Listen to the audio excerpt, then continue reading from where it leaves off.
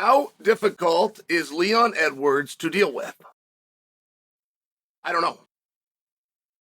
Everybody I know that's ever met Leon only has nice things to say. I personally have spoke to Leon one time in my life. He was a complete gentleman. I start and lead with that because I'm not at all saying that he is difficult to deal with, but I am asking the question, and I have asked this many times, and nobody has answered me, including Leon, including Leon's manager, including Leon's team. Nobody has answered me, which is simply this. When Leon finished the trilogy with Kamaru in March of this year, what has taken so long to get him back into the cage?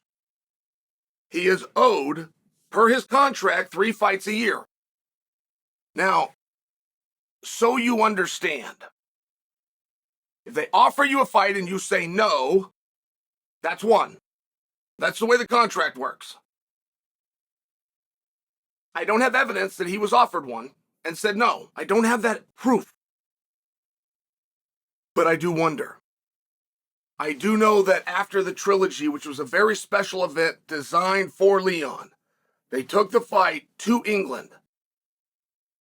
The night of the head kick heard around the world, Dana went to the press conference and said, we're rematching them and we're doing it in England. And he did not have a date. Dana did not have a venue. He went and did these things special for Leon. And it was this wonderful evening I could only imagine. It's what every fighter dreams of. Not only a championship match or a main event, but getting to do it in front of your people. Very special. They brought Colby out. Okay, I'm going back to March, guys. They brought Colby out. Colby weighed in. He was the backup fighter. Press conference that evening. Dana announces Colby is next. So now you've done very good and very nice things for Leon. And now you're making your first ever ask of Leon. And without hesitation, Leon said no. No, I'm not fighting Colby. In fact, steered directly to Belal Muhammad. Belal accepted. And they went down this journey with only Dana saying, no, that's not offered and it's not on the table. It's going to be Colby. Next thing you know, we, the audience, are getting promised different dates, starting with July 7th, which is International Fight Week. That then gets pushed to Abu Dhabi, October 22nd. That rumor gets pushed to Madison Square Garden, November of this year. And ultimately, the fight comes together with 3 weeks left in the calendar year. Could you imagine a healthy champion only fighting once? Three more weeks. That's what would have happened. Now, guys, I don't have any evidence that this was on Leon. I don't have any information at all. I've asked for it, and nobody's given it to me. And the reason and the point that I'm attempting to make, when you wonder what's next for Leon and you know the different pushes and pulls that go on behind the scenes, before you start talking about ranking, you start talking about deserving, before you get into any of that, you do need to know how difficult is Leon. If he's difficult, and we also don't know his numbers, right? We don't know if he's a draw. He does not appear to be, but boy, is he a special talent. And boy, are a lot of people going to come to that bandwagon, right? People like to be behind a winner. You get a guy that's really good and can beat everybody. You just give him enough time, he'd be king. But I'm bringing that to you because if his numbers aren't good and he's hard to deal with, it's not a matter of who you think is next or who the rankings committee says is next. It's not a matter of who's got more finishes. It's a matter of who does the organization feel most confident can beat him. That's who's next. And there's been a lot of things said about Belal, but they did not confirm his number one contendership. Leon then said, and this one really surprised me, guys. Leon said, I do not think that Belal should be next. I do not think that Belal should be able to cut the line. What line? I mean, I wish that Leon would have finished that thought. What line? Who does Leon feel is in front of Belal? Because Belal being next and Belal being the rightful guy? I heard that from Leon in March of this year. Leon himself said Belal should be next. And the only thing that Belal has done since then is beat Gilbert Burns, which is a remarkably difficult fight. By the way, was Sean Brady in there? Did he beat Sean Brady as well? Was that this year, the way time flies? But understand my point. If Leon said in March that Belal's the rightful guy and he's next, and then Belal went out there and beats killers, which only elevates him, how could he possibly be cutting a line? And I'm only asking the question. I'm hearing that Leon would like to go up to 185 pounds and challenge Sean Strickland. But it could also be Duplessis.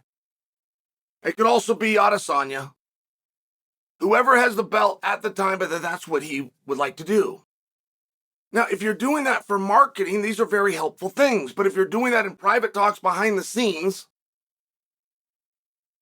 misunderstanding the business so incredibly that you believe you're one of those guys that gets one of those extremely rare opportunities. I mean, I'm just coming back to how hard is he to work with? If Belal Muhammad does not get the fight, which is so glaringly obvious that there is nobody in the organization that is so glaringly obvious for a title fight. Nobody. Duplessis versus Strickland. Sure, let's do it. Where did Duplessis come from? Aspinall and Pavlich. Sure, let's do it. Where did we get that idea? Grasso and the Bullet. Yeah, maybe. Where's Blanchfield? I don't know what we're going to do. We'll get to that later. Here's Islam, fighter of the year. He has no opponent yet. I'm just sharing for you. There's nobody that's more obviously a number one contender than Muhammad. But if Muhammad does not get the fight, it's not a commentary on Belal.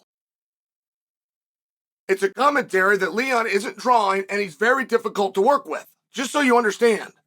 Neither of which I'm telling you are the case. I'm telling you, we have evidence. Okay? Circumstantial at best. But to have Belal there, to have a commitment in place over his win over Gilbert, to have him doing media, to not throw to him when he's sitting in the front row, to start building this fight and going in a specific direction, in fact, doing the opposite, being asked about it directly and not confirming that it's him, are not commentaries on Muhammad. Just so you understand, this is never going to get talked about. Nobody's ever going to bring this to you. You will hear a wildly different story about Rakhmonov has finished 17 guys in a row and that has never been done, and therefore Rakhmonov is the guy. To hell with the rankings. 17 in a row.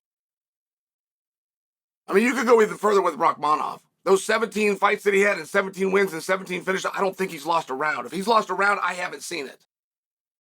Which would qualify him as one of the most dominant guys. Now, you're going to have to go against your own rankings committee, and if you could only begin to imagine what a press conference with Leon and Rakhmonov looks like, right? So this isn't a play to do anything. This is a desperation play to stop the bleeding. We're going to get our asses kicked. We're going to do this one time. I don't know if we're going to main event, but we're going to do it, and we're going to get the belt back, and we're going to go on from here. Belal, of course, you're next. Just wait. Next just doesn't mean next for Leon. I'm sharing with you, if that's the direction that we go, it's not because anybody questions who's next. It is glaringly, painfully obvious that Muhammad should be fighting for a title. But we're not there yet. And I don't know when we hear this excellent fighter and this fine, fine young man in Leon talking about going to 85, if that's actually what he does behind the scenes. I don't know if the fight that was announced in March and took 9 months to get to the ring, I don't know if that was on him. I don't have that evidence. I'm just suggesting for you if. And if it was on him, and if he is a headache,